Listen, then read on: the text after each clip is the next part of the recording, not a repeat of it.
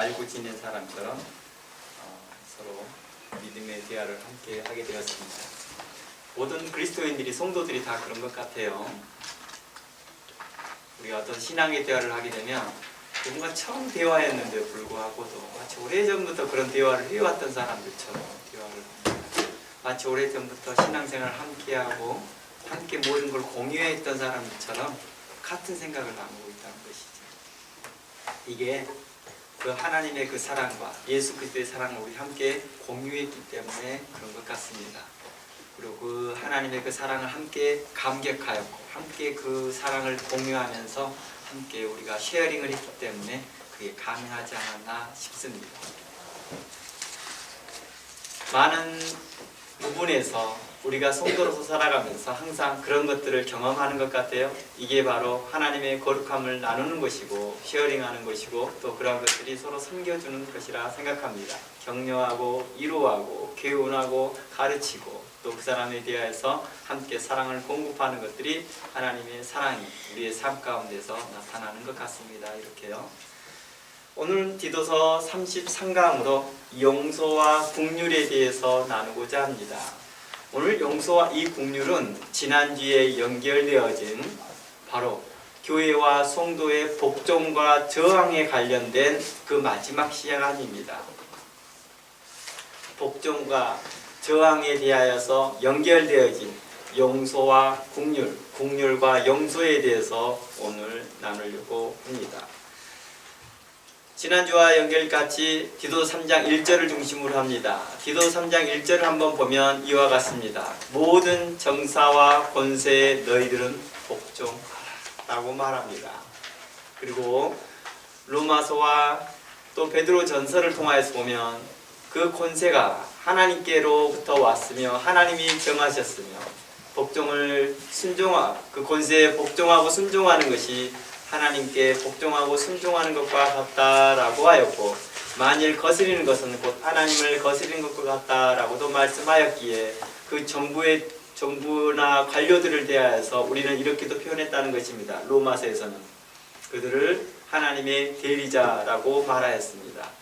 이것을 또한 웨스트민스터에서는 그대로 인용하여서 바로 정부는, 국가는 바로 하나님의 사자다라고도 표현하였습니다. 그리하여서 베드로 전서 2장에서는 너희는 모든 제도에 순복하고 순종하라. 또한 왕에게도 그렇게 할 뿐만 아니라 까다로운 자에게도 그렇게 순복하고 순종하라라고 말하였습니다. 그럼에도 불구하고도 사도 바울과 베드로는 우리에게 있어서 어떻게 성도로서 교회 안에서 성도로서 교회가 국가에 대하여서 저항하며도 살 수 있는지를 말해 주었습니다. 만일 국가와 정부의 제도가 더 이상 하나님의 사자요 하나님의 대리인인 것을 거부하고 교회를 계속해서 핍박하고 기독교 교리를 거부하고 도리어 하나님이 싫어하는 불의한 것과 악한 것 등을 계속 성도들에게 요구한다면 또 공의를 잃어버리고 교회를 핍박하고 하나님의 말씀을 훼손하고 그리스도의 복음이 증거되지 못하도록 방해하고 있다면 사도들처럼 오직 그리스도의 복음이 복음이 되도록 하나님의 말씀이 되도록 증거하는 삶을 통하여서 저항하라 했습니다. 그 저항이 횃불과 멍둥이와 칼과 다른 무력을 써서 저항하는 것이 아니라 아니면 또 어떤 집회를 모아서 사람들을 모아서 규합하여서 그들과 함께 무력 운동을 하는 것이 아니라 그냥 그리스도의 복음이 되도록 증거하지 못한 것을 금지했던 것을 계속해서 더 적극적으로 증거하라 하였던 것입니다.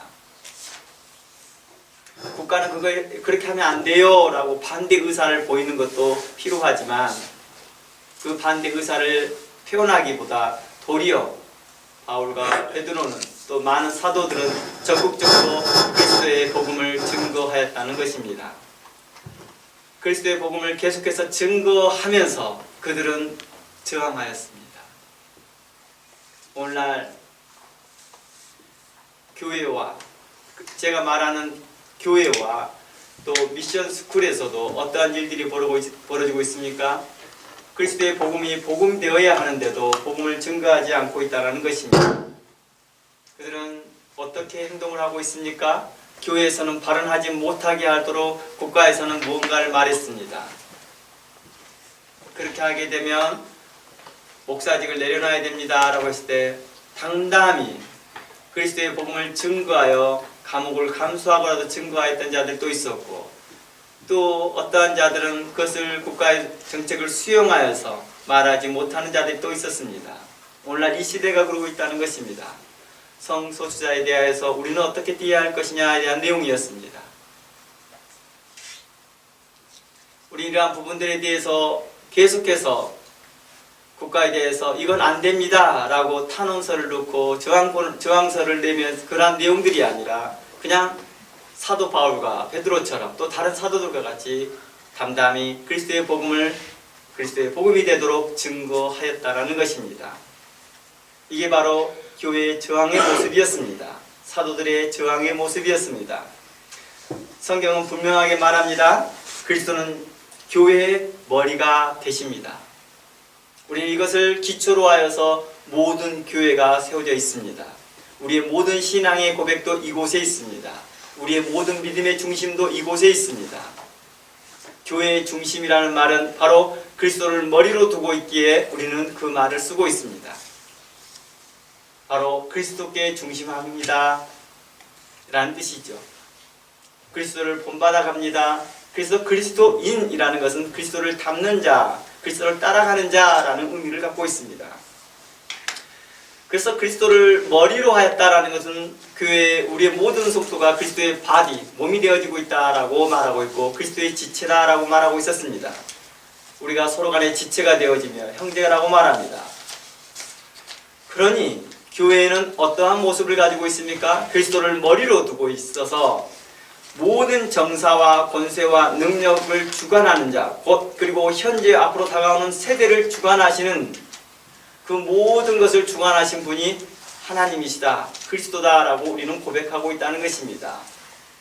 모든 정사와 이 세상의 모든 정사와 권세와 능력을 주관하신 이가 바로 예수 그리스도라고 고백하고 있다는 것입니다. 우리 다 함께 에베소서 1장 12절 말씀 가보겠습니다. 죄송합니다. 에베소 1장 21절 말씀입니다.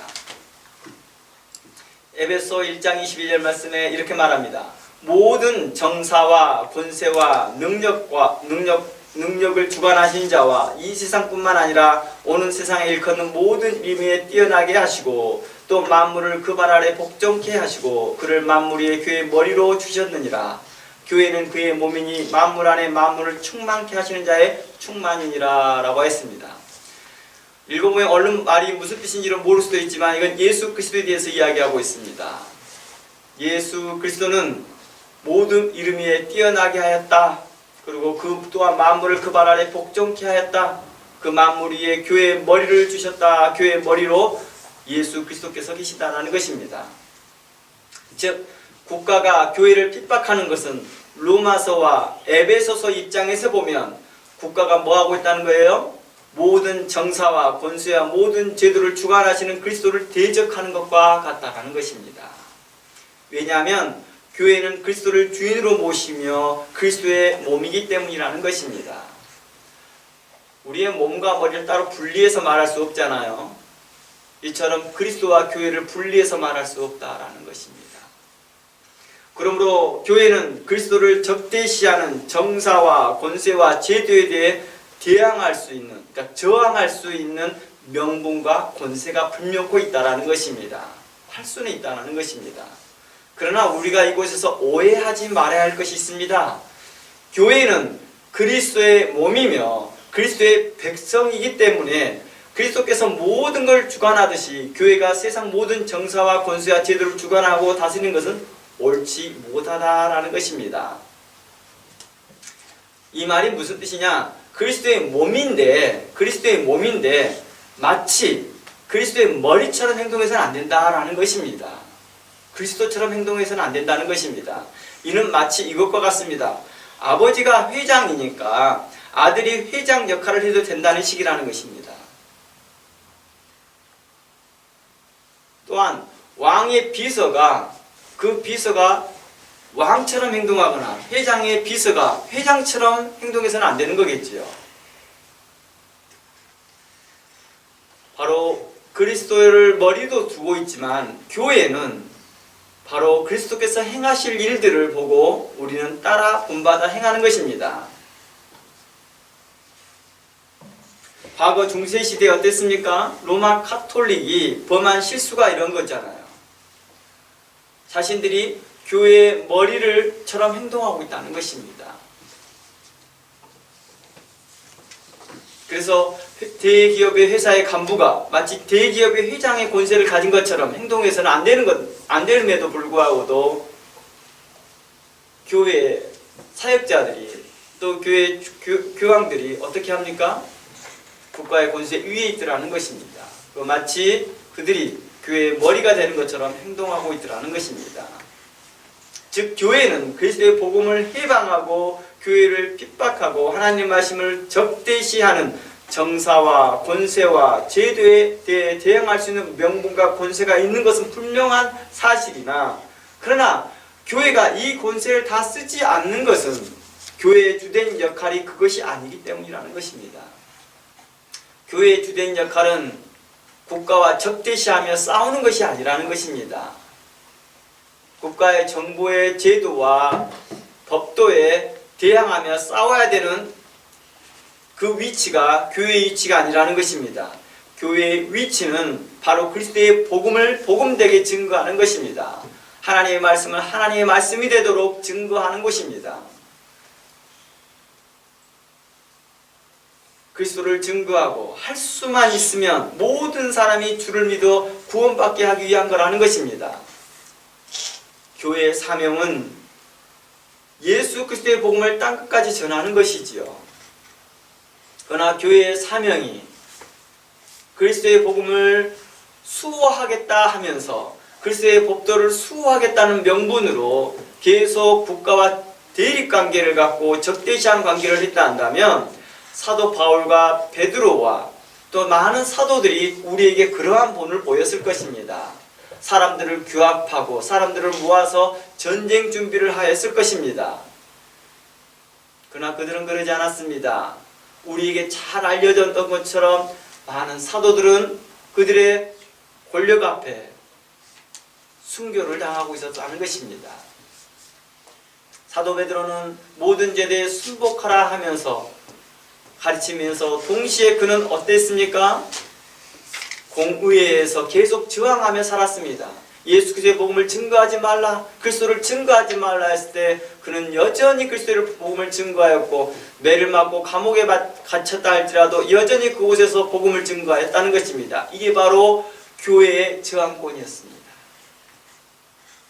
그는 이렇게 저항하였다는 것입니다. 그러면 성도들에게 이와 같이 하십시오, 이와 같이 저항하십시오 라고 우리에게 본을 보였다는 것입니다. 그래야 할 수만 있으면 그 교회의 역할은 할 수만 있으면 한 사람이라도 더 구원받게 하는 것이었습니다. 베드로와 요한이 그리스도의 복음을 증거하다가 어디에 갇힙니까? 감옥에 갇힙니다. 그리고 감옥 안에서 찬양을 합니다.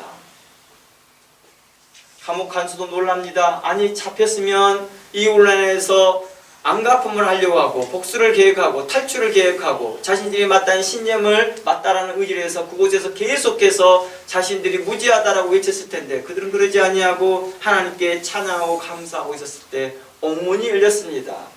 그리고 그 옥문이 열렸을 때 이렇게 생각하지 않았습니다. 이야 이제 도망할 기회다, 이제 도망갈 기회다라고 생각하지 아니하고 그들은 잠잠히 있습니다. 한 간수가 와서 이제 제수들이 다 도망갔다고 생각하여 자기 목숨을 끊으려고 할 때 베드로와 요한은 이렇게 말합니다. 우리가 여기 있다. 그 칼을 거두어라. 그 간수가 이렇게 말합니다. 어떻게 하면 구원을 받을 수 있습니까? 베드로와 요한이 이렇게 말합니다. 주 예수를 믿으라. 그리하면 너와 너의 집이 구원을 얻으리라 하였습니다. 이 말을 듣고 간수는 자기 집으로 베드로와 요한을 초청합니다. 그리고 그곳에서 베드로를 초청하여서 함께 음식을 나누고 먹으면서 그 가족이 다 함께 세례받고 침례받고 구원받았던 내용들을 우리는 경험하였습니다. 그들은 어떠한 상황에 있어라도 한 사람이라도 구원케 하는 일이 교회의 사명인 일을 분명코 알고 있었다는 것입니다.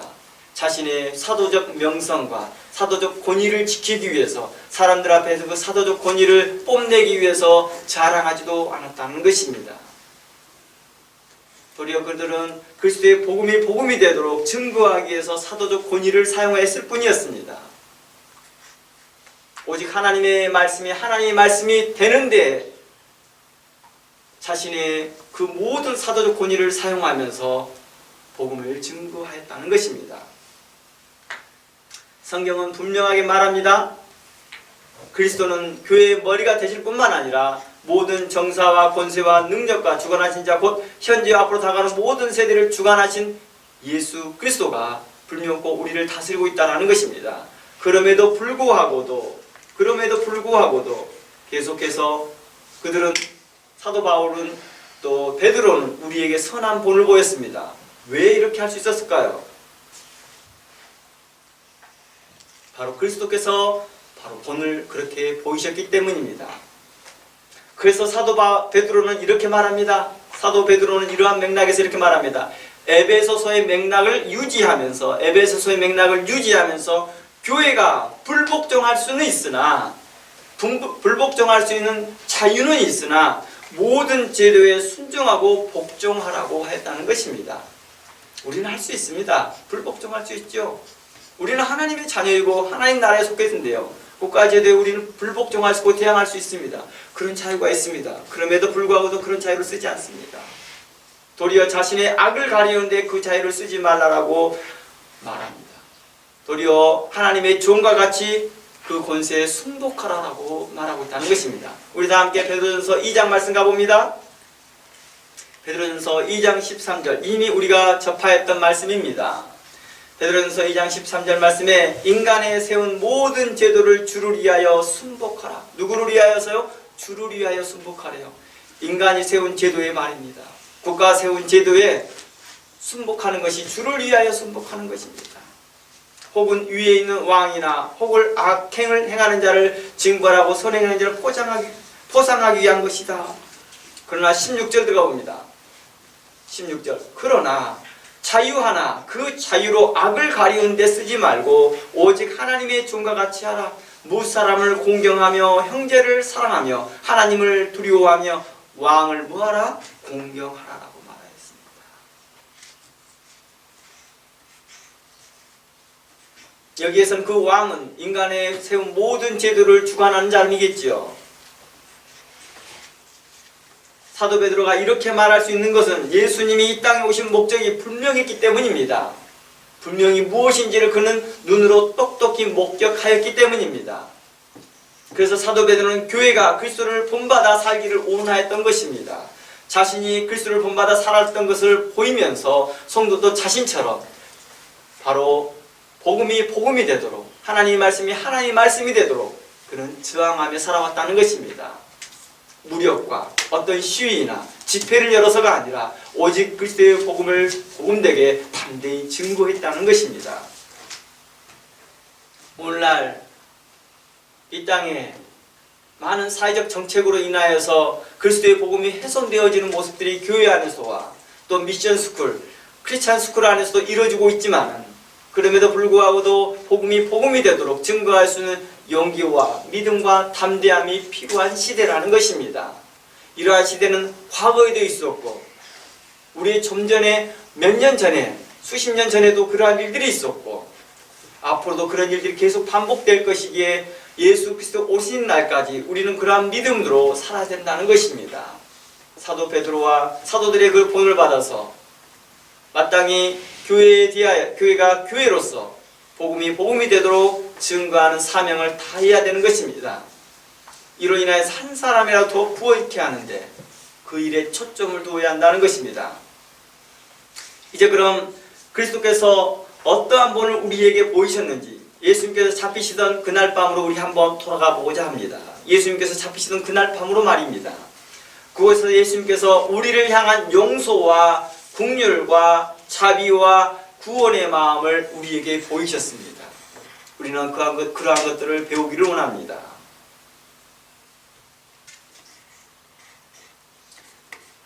마태복음 26장과 50절 이하와 누가복음 22장 50절 이하를 참고하길 바랍니다. 마태복음 26장 50절과 누가복음 22장 50절 이하입니다. 두 곳을 병합하여서 볼 것입니다. 그리스도는요, 자신을 잡으러는 오는 그 공회의 이론과 대제사장들과 장로들과 성전을 지키는 군인들이 검과 몽둥이를 가지고 왔을 때 그들에게 대항할 수 있는 힘과 능력이 있으셨으나 그리스도는 그것을 사용하지 않으셨습니다. 그리스도는 하나님이셔서 그들에 대하여서 죽일 수 있는 힘도 있으셨으나 그를 사용하지 않고 있다는 것입니다. 도리어 예수님은 그들에게 자신의 몸을 허락합니다. 그 이유가 무엇일까요? 예수님께서 이 땅에 오신 목적이 자신을 반대하는 자들을 당장 심판하고자 하는 목적이 아니었기 때문입니다. 자신을 잡아 죽이려는 자들을 중에서 혹시라도 구원을 얻을 수 있는 자를 있는가를 살피고자 하는 것입니다. 한 명이라도 더 구원코자 하는 것입니다. 이들 무리들 중에서, 나를 잡으러 온 무리들 중에서라도 한 사람이 더 구원할 수 있지 않을까. 실제로 예수 그리스도의 부활 이후 예수님께 돌을 던지고 죽이라고 외쳤던 많은 백성들이 주께로 돌아옵니다. 뿐만 아니라 예수 그리스도를 십자가에 처형하기까지 실제적인 역할을 했던 법적인 제도를 실질적으로 실행하였던 사람들이 누구입니까?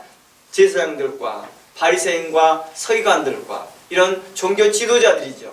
그런 종교 지도자들이 주께로 돌아온 일들이 있었다는 것입니다. 사도행전 6장 말씀 가봅니다. 사도행전 6장 말씀에 이렇게 말씀합니다. 6장 7절입니다. 하나님의 말씀이 점점 왕성하여. 사도행전 6장은 어떨 때였습니까? 이미 베드로와 요한이 바로 성전에서 성전 미문에 앉아서 구걸하고 있던 그 안진뱅이를 일으키고 난 이후의 사건입니다. 그리고 그때 한번 감옥에 갔고 5장에서 또한 그리스도의 복음을 증거하다가 사도 요한이 또다시 감옥에 간 이후입니다. 그거 나후에 점점점 그리스도의 복음이 왕성하게 증거되어지고 있는 때가 바로 6장입니다.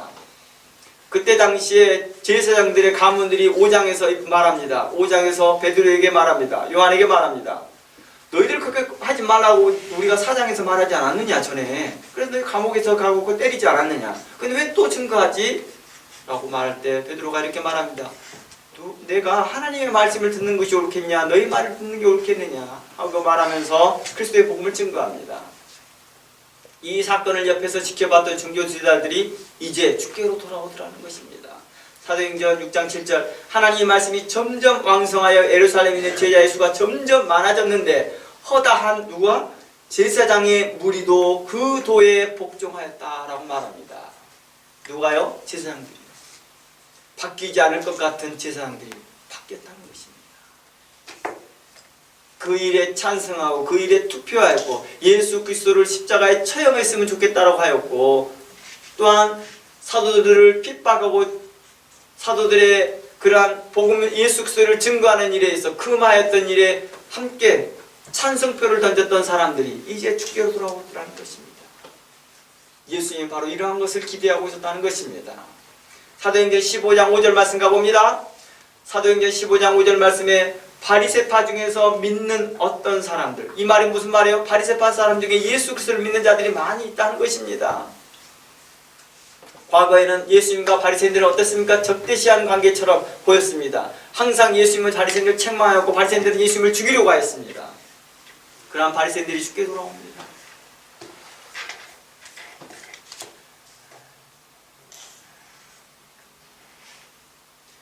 마태복음 26장 50절에 이렇게 해서 살펴보면 예수님을 잡으려 올 때 마치 강도를 잡으려 오는 것 같이 무리들이 칼과 몽둥이 그리고 성전 군인들이 대동했다라고 누가복음 22장 52절을 말하고 있습니다.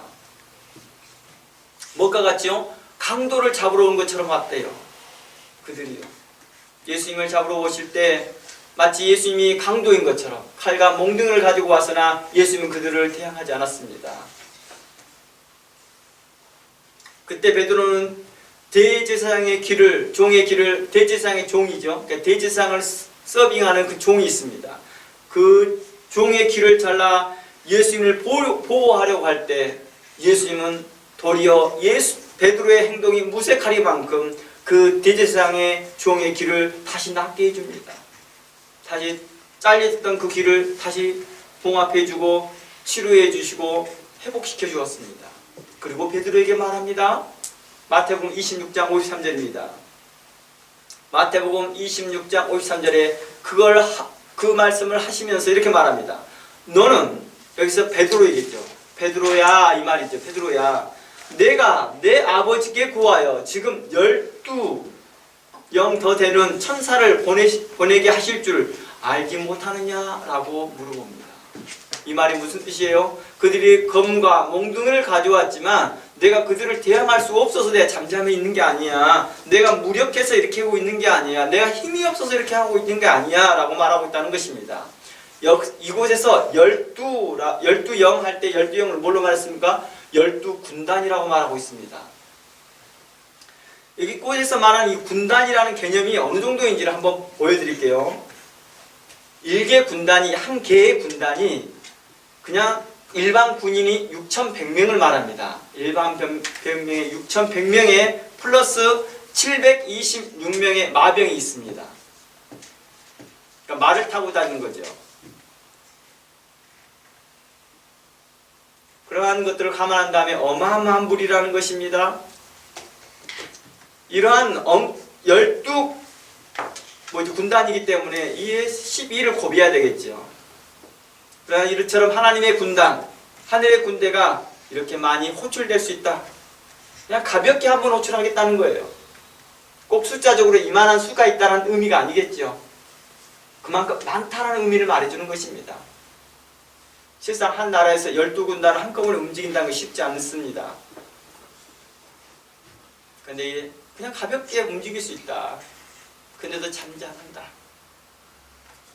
몇백 명, 몰라요. 한 몇십 명이 왔는지도 모르죠. 그 몇십 명, 몇백 명 때문에 내가 이 군단을 보낼 수도 있어. 그냥 가볍게. 그런데 내가 안 하고 있잖아. 라고 말하고 있습니다. 다시 말해 성도들의 신앙의 정도에 상관없이 또는 신앙의 눈으로 볼 수 있느냐 없느냐의 문제를 넘어서 무엇을요? 하늘의 군단을요. 하나님의 군대를요. 하나님의 군대를 볼 수 있냐 볼 수 없느냐의 문제를 넘어서 실제로 하나님의 군대가 하나님의 자녀들을 보호하고 있다는 것은 사실이라는 것입니다. 우리의 믿음의 정도와 상관없이 우리의 믿음의 눈으로 볼 수 있느냐 없느냐에 상관없이 여전히 하나님의 군대는 하나님의 자녀들을 보호하고 있다는 것입니다. 이러한 사실을 베드로도 알고 있었습니다. 그가 감옥에 갇혔을 때도, 공회에 잡혔을 때도, 또한 로마에 가서 그가 거꾸로 십자가에 매달려 있을 때에도 그는 알고 있었습니다. 하나님의 군대가 얼마만큼 많이 자신의 이 작은 자기를 위하여서 호출되어질 수 있는지를. 그러나 그들은 잠잠하였다는 것입니다. 왜 그랬습니까? 그리스도가 그렇게 본을 보이셨기 때문입니다. 목적이 뭐였습니까? 한 사람이라도 더 구원코자 하는 것이었습니다. 자신을 희생하여서라도 한 명이라도 더 구원코자 하는 마음이었다는 것입니다. 무력해서가 아니라. 바로 이러한 부분들에 대해서 우리는 성경의 초점이 있더라는 것입니다. 바로 이러한 부분들을 부모가 자녀들을 대한 태도에서도 우리가 많이 어땠습니까? 인용해 볼 필요성도 있는 것입니다. 부모의 권세만, 부모의 그 가지고 있는 권력만 생각하는 것이 아니라 자녀를 향하여서 자녀가 바르게 성장할 수 있도록 부모가 희생하는 것. 교회에도 이러한 부분들이 있습니다. 교회의 권세가 분명코 있으나 한 명이라도 구원코자 하는 마음만 있다 한다면, 그 안에 사랑이 있다 한다면, 그의 용서하는 마음이 있다면, 그 안에 긍휼한 마음이 있다 한다면 우리는 이것을 좀 더 자신의 자유를 얻기 위해 쓰는 것이 아니라 자유 하나, 그 자유를 사용하지 아니하고 도리어 이것을 절제하며 사용하더라는 것입니다. 예수님은 막아낼 힘이 없어서가 아니었겠지요. 그들의 권세에 복종한 것이 아니었다는 것입니다. 막아낸 힘이 없구나, 부족하여서가 아니었다는 것입니다. 그 초점이 하나님의 뜻을 이루고자 했다는 것입니다. 그것은 바로 우리의 구원이었습니다. 우리가 구원받기를 바라는 그런 마음이었다는 것입니다. 그런 마음으로 자발적으로 복종하고 잡혀주신 것이겠죠. 예수님이 이 땅에 오신 목적이 심판이 아니라 구원하러 오신 목적이 분명합니다. 성경은 이렇게 증거합니다. 요한복음 3장 16절 17절 말씀에 우리에게 이렇게 말합니다. 17절 하나님이 그 아들을 세상에 보내신 것은 세상을 심판하라 하심이 아니요 저로 말미암아 세상이 구원을 받게 하려 하심이니라. 16절 우리에게 이렇게 말합니다. 하나님이 세상을 이처럼 사랑하사 독생자를 주셨으니 이는 저를 믿는 자마다 멸망치 않고 영생을 얻게 하기 위함이었다는 것입니다. 예수님께서 이 땅에 오신 목적이 자신에게 불순종하고 자신에게 대항하였던 자를 심판하고자 하는 것도 아니었고, 그리스도인들을 대항하고 그리스도인들을 핍박하는 자들을 향하여서 그들을 심판하고자 하는 목적이 아니라, 그들이 그리스도인들을 핍박하고 그리스도인들을 대하여서 방해하고 있던 자들을 향하여서라도 한 명이라도 그 중에서 구원이 있을지, 구원할 자가 있을지를 찾아보고 계시더라는 것입니다. 에스겔서 18장 말씀에 이렇게 말합니다. 에스겔서 18장 23절 말씀에 우리가 중요한 초점들을 이곳에서 발견할 수 있습니다. 하나님의 마음이죠. 에스겔서 18장 23절 말씀에 나 주 여호와가 말하노라. 하나님의 마음이 이렇게 표현됩니다. 내가 어찌 악인의 죽는 것을 조금인들 기뻐하랴. 그가 돌이켜 그 길에서 떠나서 사는 것을 어찌 기뻐하지 아니하겠느냐. 바리새인들이 죽는 것을 내가 왜 기뻐하겠으며 제사장들이 죽는 것을 왜 기뻐하겠느냐. 그들이 악한 일을 행하고 내가 보낸 아들 예수 그리스도를 죽이고 핍박하고 십자가에 매다는 것을, 그 악한 행동을 하였던 자들을 죽는 것을 내가 왜 기뻐하겠느냐. 그가 돌이켜 그 길에서 떠나서, 악한 길에서 떠나서 이제 죽게 돌아오는 것을 내가 왜 기뻐하지 아니하겠느냐라는 것입니다. 안갚음을 하고 복수를 하고 피해 보복을 하고 심판의 목적이 아니라 예수 그리스도께서 오신 목적이 구원이었다는 것입니다. 뿐만 아니라 이 땅에서 자신의 이름과 명성과 존재가 높아지는 것이 아니었습니다. 예수 그리스도께서 이 자신의 이름을 날리고 자신의 명성을 높이고, 그래 내가 왕이었지 왕, 너희 빨리 내려와서 나에게 경배해, 이런 관점이 아니었다는 것입니다.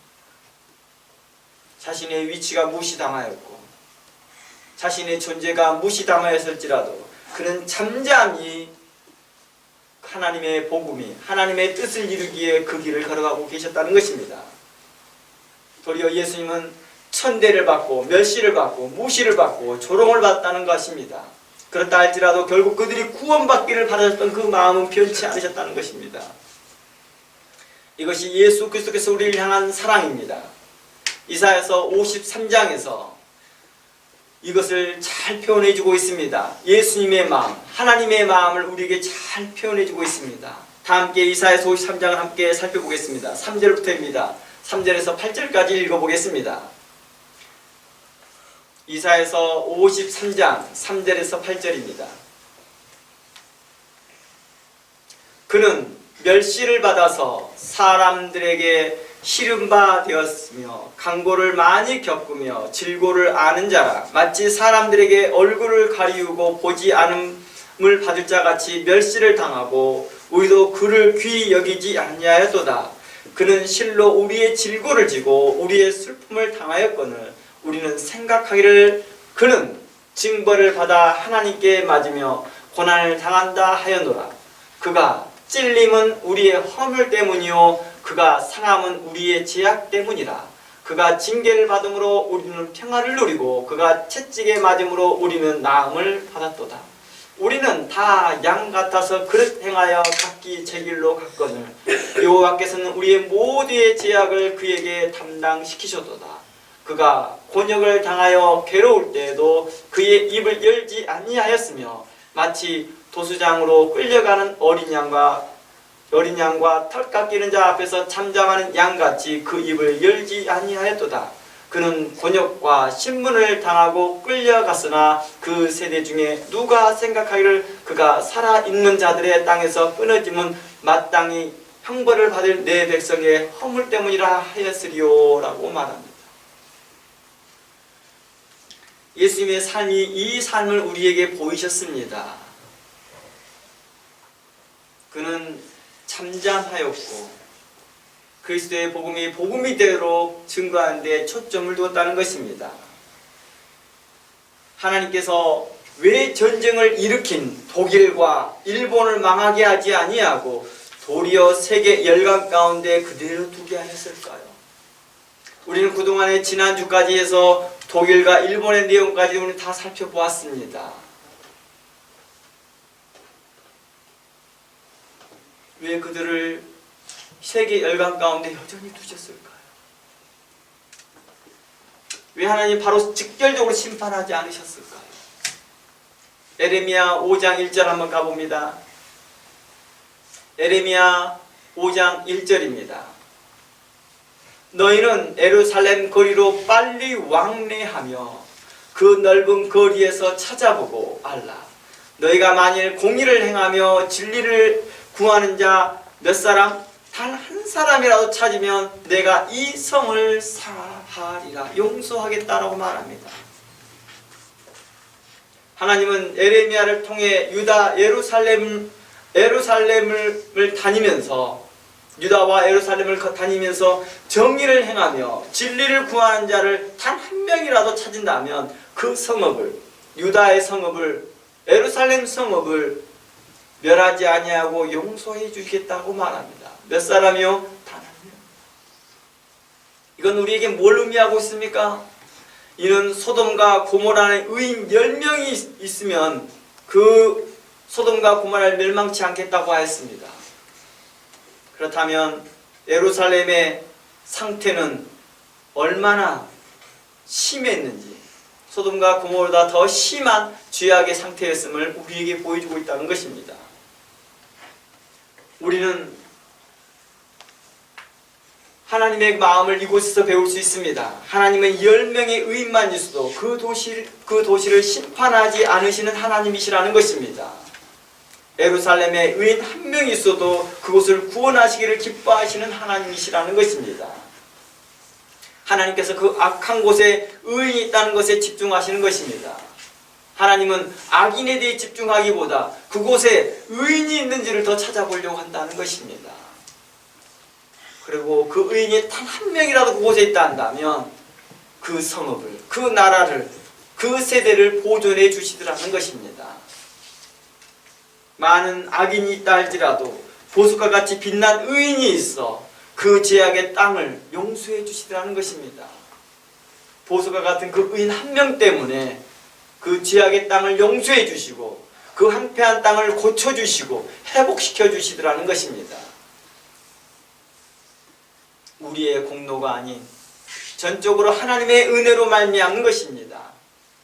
우리가 이 땅에서 우리가 이렇게 살아가고 있는 것이 우리는 다 하나님의 은혜다라고 말하는 것입니다. 또한 우리와 함께한 의인들 때문입니다. 우리와 함께한 하나님을 순결한 마음으로 섬기고 있는 그 의인들 때문이라는 것입니다. 소돔과 고모라와 곳에 의인 롯이 있었고 그 의인의 롯이 그 악행한 자들을 향하여서 그 마음이 찢어질 듯 고통스러웠으나 그들을 향하여 기도하였다는 것입니다. 그럼에도 불구하고 그들 안에 10명의 의인이 없어서 심판이 자초되었다는 것입니다. 그러나 예루살렘 어땠습니까? 그곳에 단 한 명의 의인 한 명조차도 없더라는 것입니다. 결국에는 유다는 멸망하였고 예루살렘은 포로로 잡혀가기 시작합니다.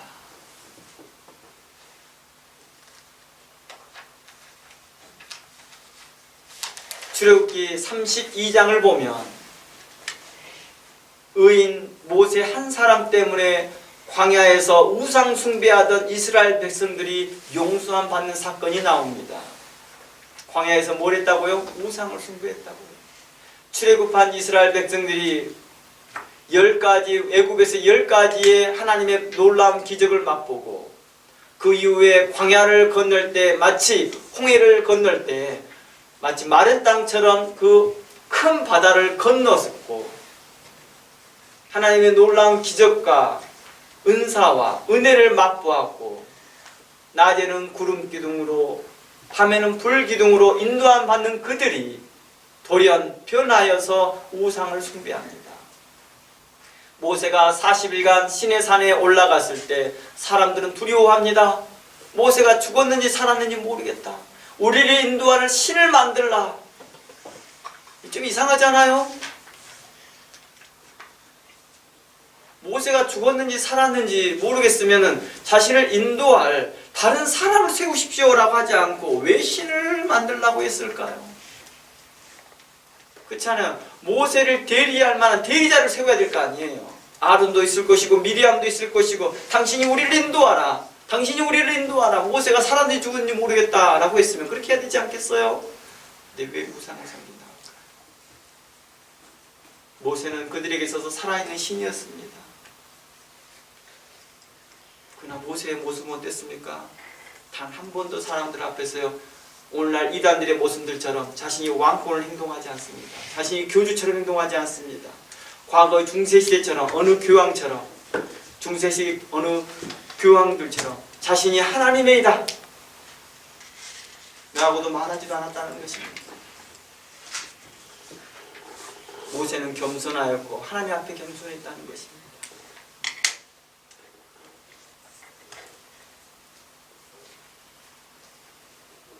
모세는 중보를 기도합니다. 하나님께서 이렇게 말합니다. 이 백성을 광야에 있는 이 백성들 다 죽여버리겠고 너 한 사람으로 새로운 민족을 이끌겠다. 마치 아브라함에게 하셨던 말씀과 같습니다. 아브라함 너를 통하여 새로운 민족을 이끌고 하늘의 별과 같이 바다의 모래와 같이 많은 백성을 너로 말미암아 생성케 할 것이다. 그때 당시만 해도 아브라함에는 한 명의 자녀도 없었습니다. 단 한 명의 자녀도 없었을 때도 아브라함은 그것을 믿었습니다. 마치 이 말씀을 모세에게 하듯이 내가 너로 말미암아 새 민족을 이끌 것이다. 모세는 이렇게 말합니다. 용서해 주시옵소서. 그 백성을 용서해 주시옵소서라고 말합니다. 그 백성이 용서받을 만한 어떤 자격이 있기 때문에 용서해달라고 요청한 게 아니었습니다. 모세는 하나님의 그 자비하심과 그 긍휼하심에 그 하나님의 그 거룩한 성품을 의지하며 기도했다는 것입니다. 하나님의 그 본질의 속성이 백성을 구원코자 하는 속성인 것을 알고 그런 요청합니다. 모세는 하나님의 이름을 높이며 하나님 구원하여 주시옵소서라고 말합니다.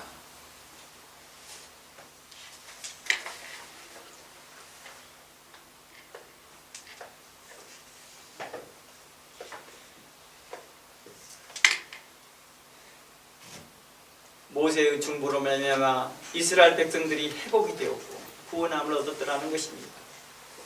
예수 그리스도를 믿는 자들에게 이제 구원을 주시겠다고 약속하셨던 그 약속처럼 모세는 기억하게 합니다.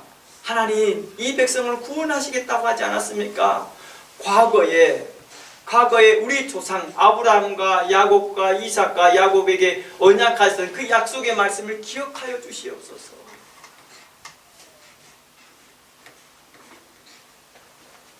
또 이렇게 말합니다. 이 시대에 누구든지 주 예수를 믿는 자들마다 구원을 얻게 하셨다고 하신 주님, 그들을 구원시켜 주시옵소서. 베드로는 요청합니다. 바울도 요청합니다. 사도들은 요청합니다. 이 백성들이 악하고 이 백성들이 계속해서 그리스도의 말씀을 해방하고 있지만 용서하여 주시옵소서. 끊임없이 우상을 숭배하고 로마의 수많은 우상들 중에서 그들이 우상 숭배하고 있고 소아시아에 가득한 우상이 있다 할지라도 그들을 용서하여 주시옵소서. 그들 중에 한 사람이라도 구원받을 수 있다 한다면 내가 유대인과 같이, 내가 헬라인과 같이, 내가 법 없는 자들 같이, 내가 율법 없는 자들처럼 어느 때 율법 있는 자들은 율법 있는 자들과 같이 제가 행동하겠습니다. 내가 자유하나 그 자유를 다 쓰지 아니하고 내가 그들같이 되어서 한 사람이라도 더 구원기를 원합니다 라고 했던 사도들의 고백들이 있었다는 것입니다. 이러한 말씀처럼 성도들에게 말합니다. 내가 그리스도를 본받는 것 같이 너희도 나를 본받는 자 되라.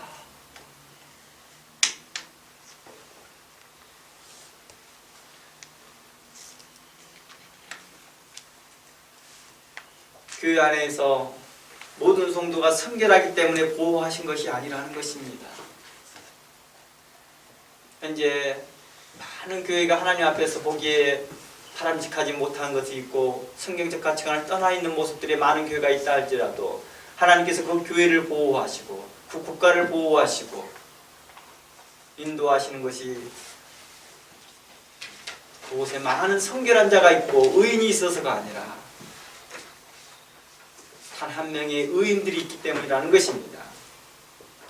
그러니까 많은 불의한 자들 중에서 의인이 있기 때문에 주께서 그 교회를 보호해주고 있다는 것입니다. 그 교회 안에 의로운 인도자 한 명만 있다 할지라도, 그 교회 안에 참된 목회자 한 사람만 있다 할지라도 그 교회를 보존해 주시라는 것입니다. 그 교회 안에 희생하는 신실한 그 하나님의 종이 있다 한다면, 그곳에 그 말씀을 듣지 아니하고 불복종하는 여러 백성들이 있다 할지라도 하나님께 그 교회를 보존하시고 지켜주시더라는 것입니다. 우리의 마음은 곧 심판해 주시고 우리의 마음은 당장 그 교회를 흩어버리시고 그들 안에 심판이 있기를 바라는 마음이 있을지는 모르나 하나님은 여전히 그들 안에 또다시 구원이 있기를 바라는 마음이라는 것입니다. 그래서 많은 간증들 가운데 그렇습니다. 내가 교회를 10년 다닐 동안에 저는 목사님에 대해서 불편한 마음이 있었고 하나님 말씀에 대해서 불편한 마음이 있었고 아버지에 대해서 불편한 마음이 있었고 부모님에 대해서 불편한 마음이 있었고 항상 그에 대해서 좋지 않는 마음이 나를 괴롭혔으나 10년이 지난 후에 내가 하나님의 은혜를 받고 나니 내가 그것이 얼마나 하나님 앞에서 악한 일인 것을 발견하였습니다 하며 다시 회복하고 다시 하나님의 자녀로 성장하는 그것을 하나님은 기뻐하시더라는 것입니다. 악인이 그 길에서 떠나 회개하여 주께로 돌아오고 그 법도를 지킬 때 하나님이 어찌 기뻐하지 않으시겠느냐라는 것입니다. 이제 우상을 섬겼던 광야 백성에 대해서 모세는 어떻게 합니까? 화를 내고 하나님이 직접 만들어준 십계명 판을 깨어버렸지만 동시에 모세는 백성을 향한 긍휼한 마음을 갖고 하나님께 간곡히 부탁합니다. 심판이 아닌 구원이었습니다. 어땠습니까? 모세는 불의한 백성을 향하여 어떻게 했습니까? 무조건 용서를 해줬나요? 그건 아니었습니다. 그는 화를 냈습니다. 그리고 그의 잘못을 지적합니다. 그리고 이 말씀이 너에게 무슨 유익이 있느냐라고 십계명을 던지며 그들에게 자신의 화를 던집니다. 하나님의 마음을 전달하는 것이죠. 그러면서 백성들에게 이렇게 합니다. 회개를 촉구합니다. 그러며 그들이 구원받기를 바라는 것입니다. 우리는 어떠한가요? 과거 일제시대 때 신사참배한 사람들 모두가 하나님의 심판을 받기를 바라고 있습니까? 아니면 그들이 하나님의 긍휼을 받기를 원하고 있습니까? 만약 우리가 모세를 본받는 자라면 화를 내어 그들을 책망하되 백성들을 책망하고 아론을 책망하였던 것처럼 그들을 긍휼히 여기며 그들을 책망해 줘야 된다는 것입니다. 무조건 용서가 아니라 무엇이 잘못된지 책망하고 지적하면서 하나님께 주신 그 돌판을 깨서라도 그들의 마음이 변할 수만 있다면 그들의 마음이 정말 하나님의 그 두려움을 느낀다면 그렇게라도 해서라도 그들이 회복되어지기를, 회심하기를, 그들이 주께 돌아오기를 바라고 있었다는 것입니다. 잠언서의 말씀처럼 자녀들이 잘못할 때 채찍질을 하되 죽일 마음을 두지 않았던 것과 같이 모세는 그렇게 하였다는 것입니다. 채찍으로 그들의 악한 생각을 쫓아내고자 했던 것이죠. 그리고 그들의 영혼을 죄악에서 구원고자 했던 마음입니다. 이러한 내용들이 잠언 23장 말씀에서 기록되어진 내용들입니다. 그래서 잠언 23장 13절 한번 가봅니다. 잠언 23장 말씀에 가보겠습니다. 13절 아이를 훈계치 아니치 말라. 즉 훈계하라는 것이죠. 채찍으로 그를 때릴지라도 죽지 아니할 것입니다. 14절 그를 채찍으로 때리면 그 영혼을 음부에서 구원하리라. 모세가 백성들에게 행한 모습이었습니다. 십계명을 던지면서라도 그들에게 화를 내고 평소에 화를 내지 아니하였던 모세가 그렇게 분개하면서 화를 냅니다. 이유가 뭐였습니까? 그들을 구원받기를 바랐다는 것입니다. 그래서 히브리서와 잠언서 이렇게 말합니다. 훈계치 아니하고 차마 초달하지 못하고 채찍질하지 못하는 것은 그 자녀를 사랑하지 못함이니라 라고 말합니다. 참으로 사랑하는 자는 그를 채찍으로 때려서 그 영혼을 죄악에서 구원해라 라고 말하고 있다는 것입니다. 그래서 잠언 19장 18절 말씀에 이렇게 말하고 있습니다. 잠언 19장 18절 말씀에 너희가 너희 아이들에게 소망이 있거든 그를 징계하고 죽일 마음은 두지 말라. 무슨 마음은요? 죽일 마음. 악한 마음을 두지 말래요. 부모가 마음에 악심을 품고 자녀들에게 대하여 그렇게 하고 있는 거 옳지 못하겠죠. 물론 그런 부모가 있을는지는 모르겠지만 그런 부모가 있으니까 또 이런 말도 있었겠죠. 미운 감정을 두지 말라는 것입니다. 모세가 백성을 향하여서 어떻게 합니까? 미운 감정을 갖고 나는 애써서 40일 동안 먹지도 못하고 마시지도 못하고 40일 동안 혼자 너희들을 위해서 이렇게 헌신하고 봉사하는데 너희들이 어찌하여 우상을 숭배하느냐 하면서 너희들 정말 너무 배신감 느낀다면서 막 죽일 마음을 가지고 있었다 한다면 모세는 어떻게 했을까요? 그런 행동을 하지 않았겠죠. 다른 행동을 했겠죠. 주님의 생각이 참 옳습니다. 주님의 뜻대로 하십시오. 주님만이 진실입니다. 다 죽여버리시고 저를 의인 한 사람을 통하여서 새로운 민족을 이끄십시오. 아브라함에게 그렇게 하셨던 것처럼 저를 통하여 해주신다면 저는 영광으로 알겠나이다. 평생 주를 하나님으로 모시고 살겠나이다. 이렇게 고백했을 텐데 그는 그러지 아니하고 당장에 그 머리를 자신의 두 무릎 사이에 처박아 놓고 하나님 이 백성을 구원하여 주시옵소서. 주께서 과거에 우리의 조상 아브라함과 이삭과 야곱에게 약속하셨던 그 말씀을 기억하여 주시옵소서. 그 언약을 기억하여 주시옵소서. 구원해 주시겠다라는 그 언약을 기억하여 주시옵시고 이 백성은 멸하지 마시옵시고 용서해 달라고 간구합니다. 그리고 대신 자기가 와서 백성들을 혼냅니다. 이 모습이 마치 이런 거예요. 아이들이 문제를 일으켜서 경찰에 잡혀갔어요. 경찰서에 잡혀갔어요. 그랬더니 지혜로운 부모님이 어떻게 합니까? 경찰서 도착하자마자 자녀의 뺨을 때리고 혼을 막 내립니다. 근데 경찰서에서 뭐합니까? 도리어 혼내려고 했더니 부모가 저렇게 하니까 좀 경찰서가 당황스럽습니다. 그러니까 이렇게 말합니다. 아, 데려가십시오. 잘 훈계하시고 앞으로 그런 일이 없도록 잘 처리하십시오. 원래는 훈방 조치를 하지 아니하고 감옥에 하루 이틀이라 잡아놓으려고 했었는데 그렇게 하지 않습니다. 마치 이러한 모습이 연상케 하더라는 것이 모세하는 모습이요. 모세는 하나님의 마음을 전달합니다. 하나님이 너희들에 대해서 이렇게 화가 나 있었으나 너희를 구원하기를 원한다. 그래 회개하라 라고 합니다. 그러나 여전히 이스라엘 백성들은 뭐합니까? 모세를 향하여 끊임없이 그 후로도 끊임없이 모세를 대적하고 모세에 대해 대항하고 하나님에 대해서 불순종하고 하나님을 시험하였으나 그에 대해서 계속해서 하나님은 긍휼을 베푸시더라는 것입니다.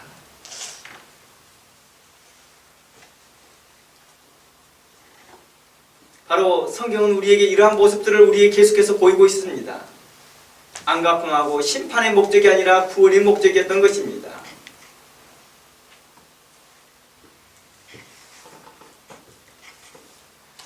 과거 신사참배한 모든 사람들을 우리는 어떠한 말 했으면 좋겠나라고 하는 그 관점에서 다시 돌아와서 본다면 우리는 모세의 마음과 같이 있어야 될 것입니다. 그들에 대하여서 징계하되 그들에 대하여서 잘못을 지적하되 그들이 구원받기를 바라는 것입니다. 하나님의 심판을 받기를 바라는 마음이 아니라 그들 가운데 다시 회복하여져서 하나님의 일을 하기를 바라는 것이었습니다. 아마 우리의 조상들 중에서 아마 목회자들 중에서 그러한 분들이 많이 있을 겁니다. 용서해 주십시오. 제가 과거에 신사참배하였습니다. 정말 제가 잘못했습니다. 자신의 행동을 반성하고 또 평생 반성하면서 그 삶을 살아가면서 사역했던 사람도 있었습니다. 독일은 어땠습니까? 아직까지도 국가적 정책상으로, 국가적인 차원에서 아직까지도 매해마다 유태인들에게 대해서 자신의 학살에 대해서 용서를 구하고 사죄를 구하면서 할 수만 있으면 그들에게 후원하고 지원하려고 한다는 것입니다. 과거 다니엘과 그의 세 친구는 우상 숭배하지 않았다 할지라도 그곳에 함께 잡혀 살아왔던 많은 유대 백성들은 협박과 유업으로 말미암아 우상 숭배를 하였다 할지라도 하나님은 그들을 보호하시고 긍휼히 여겨 주셨다는 것입니다. 이유가 뭐였습니까? 의인이 있었기 때문입니다. 독일을 유지시켰던 이유가 뭘까요? 그곳에 의인이 있더라는 것입니다. 전에도 말했지만 독일의 그 나치의 정권에 대항하였던 학자들, 신학자들, 목회자들이 있었기에 하나님은 그들의 순교의 피를 기억하고 계시더라는 것입니다. 여전히 그들 가운데 독일 가운데 중에서도 의롭게 핍박받는 유태인들을 구원하고 전쟁을 혐오하고 전쟁에 대해 싫어한 바 내었던 그 의인들이 있었기에 하나님께서는 그들을 보호하시더라는 것입니다. 나치 정권이 하는 것에 대해서 하나님께서는 무조건적인 용서가 아니라 그곳에 의인들이 있었기 때문이었다는 것입니다. 과거 주기철 목사님처럼 신사참배를 거부하였던 분도 있었지만 대부분의 사람들이 신사참배를 하였습니다. 그럼에도 불구하고 하나님은 한국을 지켜주셨던 이유가 뭐일까요? 많은 사람들이 의로워서가 아니라 작지만 어둠에서 강하게 빛나는 의인들이 있었기 때문입니다. 그들의 중보와 그들의 기도와 헌신과 희생이 있었기 때문입니다. 모세와 같이 간절히 백성을 구원코자 하는 마음, 그 백성을 아끼는 마음이 있었기 때문이었습니다. 이 교회 흩어졌고 저 교회 분쟁이 생겨서 이런저런 문제로 흩어졌다는 것에 마음에 쾌감을 느끼지 않는 것이 아니라 도리어 마음을 안타까워하면서 그 교회가 다시 한번 회복되어지기를, 다시 그 교회가 하나님의 그 구원의 은총에 회복되어지기를 바라는 마음들이 우리 마음에 있어야 되는 것입니다. 이것이 확장이 되어진다면 어느 나라가 우상 숭배하더니 저렇게 지진나서 망했다, 아이고 좋아라, 이렇게 생각이 아니라 하나님, 그 땅에 하나님의 나라를 발견하게 하옵소서. 하나님의 거룩한 복음을 깨달아 알게 하여 주시옵소서. 그들을 구제하고 그들에 대해서 안타까운 마음을 갖는 것이 바로 모세의 마음이고 베드로와 사도들이 갖는 마음이었고 예수 그리스도의 마음이었다는 것입니다. 우리 모두가 그러한 마음을 배우기를 원합니다. 저도 그러한 마음을 본받고 싶습니다. 모세와 같은 마음, 예수 그리스도와 같은 마음, 베드로와 같은, 요한과 같은, 사도 바울과 같은 그런 마음들을 본받고 싶습니다. 저도 그러한 마음들을 품고 싶다는 것입니다. 우리 모두 그러한 의로운 마음, 긍휼한 마음 품기로 원합니다. 과거 우리 한국교회의 부끄러운 기독교 역사를 곧 일본의 신사참배하고 전쟁 물자를 제공하였던 그 배교하였던 그런 우리 과거들의 선진들의 문제들을, 역사들을 보면서 그 조상들의 문제들이라고 탓만 돌리지 말고 하나님께서 당시 의로웠던 자들, 하나님의 사람으로 헌신했던 의인들을 통해 한국 땅을 다시 독립시키고 회복시키고 복음되게 하였고 다시 교회 안에서 증거되게 하시고 하나님의 말씀이 하나님의 말씀으로 증거되게 하신 것을 감사하며 살아가는 것입니다.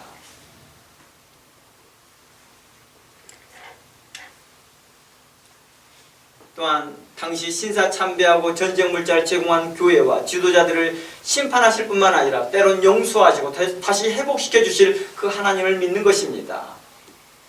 현대에 사는 우리는 그것을 거울 삼아서 하나님의 백성으로 사는 것이 무엇인지 기억하기를 원합니다는 것입니다.